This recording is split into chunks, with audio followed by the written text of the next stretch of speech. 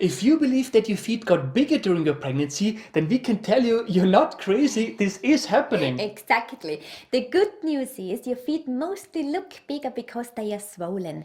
And in this video, we are going to tell you why this is happening, what you can do to reduce the swelling, and how to decrease the likelihood of the swelling to happen in the first place. Yes, the bad news is, first of all, your feet do not only look bigger because of the swelling, believe it or not, they actually do grow when you're pregnant. Yes. And second, swollen feet can also be a warning sign. And in this video, we are going to tell you when to see a doctor. Yes. This is Natalie, a pregnancy and birth consultant and TCM therapist. And that's Matthias, a researcher and science geek, and we help expecting mummies and their babies naturally and science-based. Yes, so let's talk about your big feet.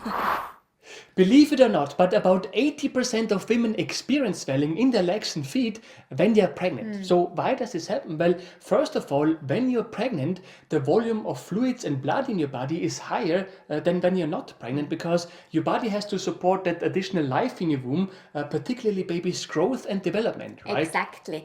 The problem is the additional fluids cannot only slow down your blood circulation, they also like to leak into tissues outside of the blood vessels, which primarily happens in extremities, particularly in lower extremities like your feet and ankles.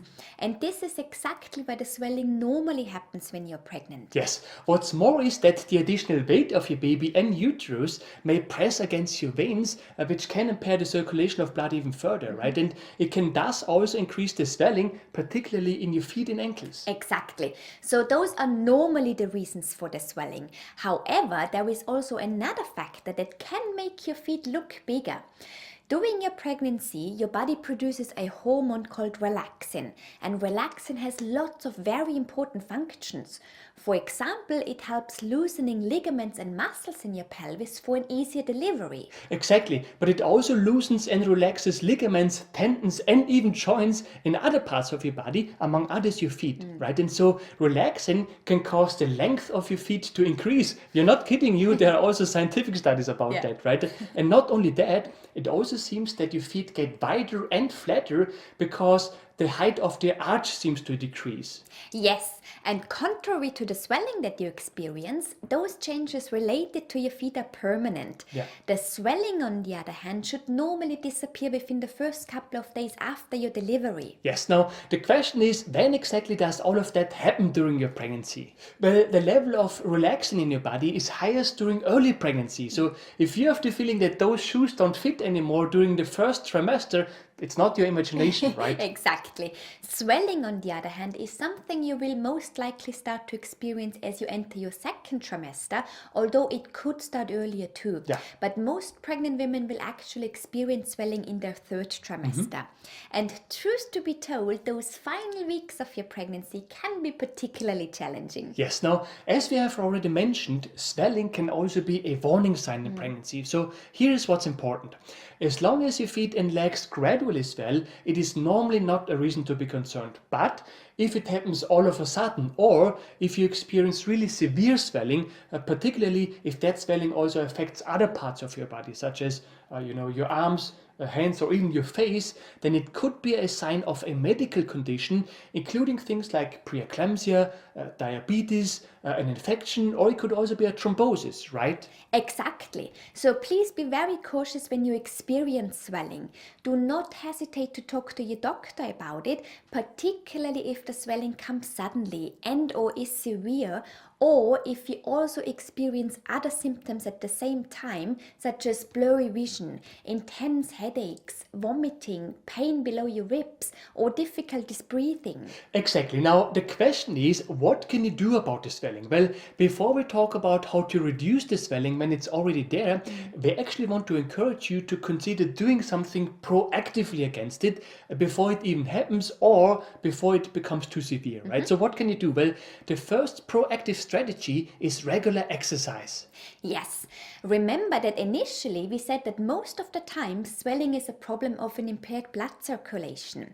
And so by exercising regularly, even if it's just a regular walk in the nature, you can improve your blood circulation. And this should normally help to reduce the likelihood of your feet to swell in the first place. Yes. The next thing to do is to stay hydrated.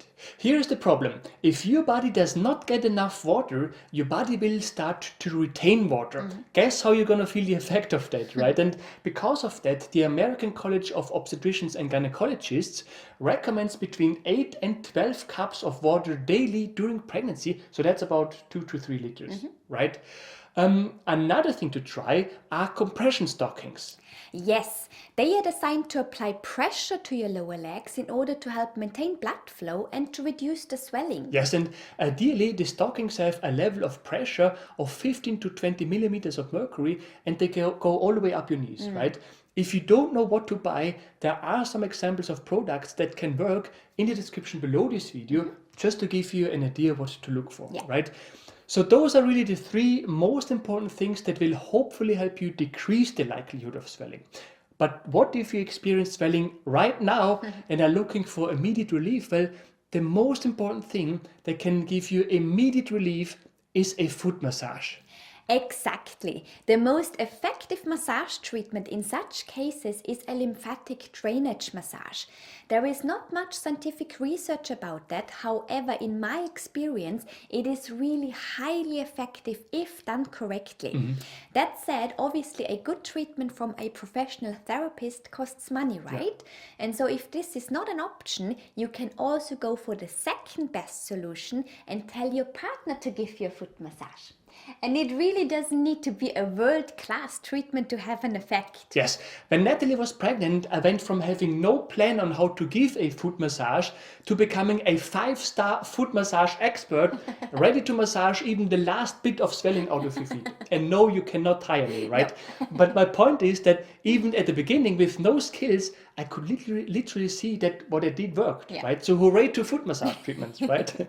Anyway, so the next thing that can give you a big relief is to rest in a left side lying position. Yes, remember that we told you that the weight of your baby and uterus plays an important role in developing swelling.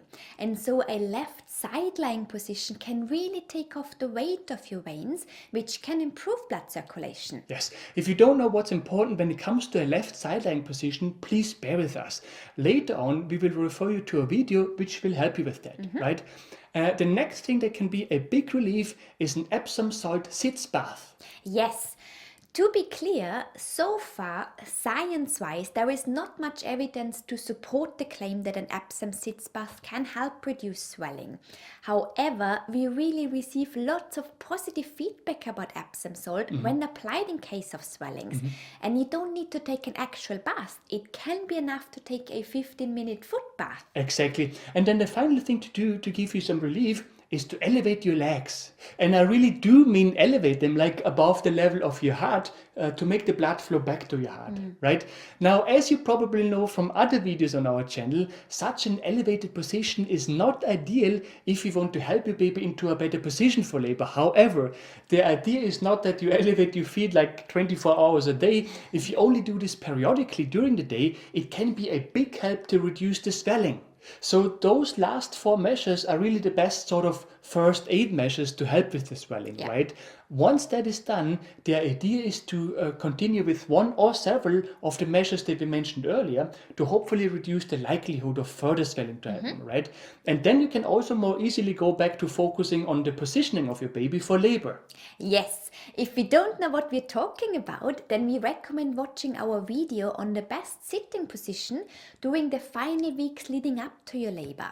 In that video, we actually talk about labor induction, but please keep in mind that this sitting position is rather intended to bring baby into the best position for labor in order to increase the likelihood of a spontaneous start of labor at the end of your pregnancy. Yes, that video is supposed to pop up now, and as mentioned earlier, if you don't know what's important when it comes to a left sideline position, watch the video that is supposed to pop up now. Right.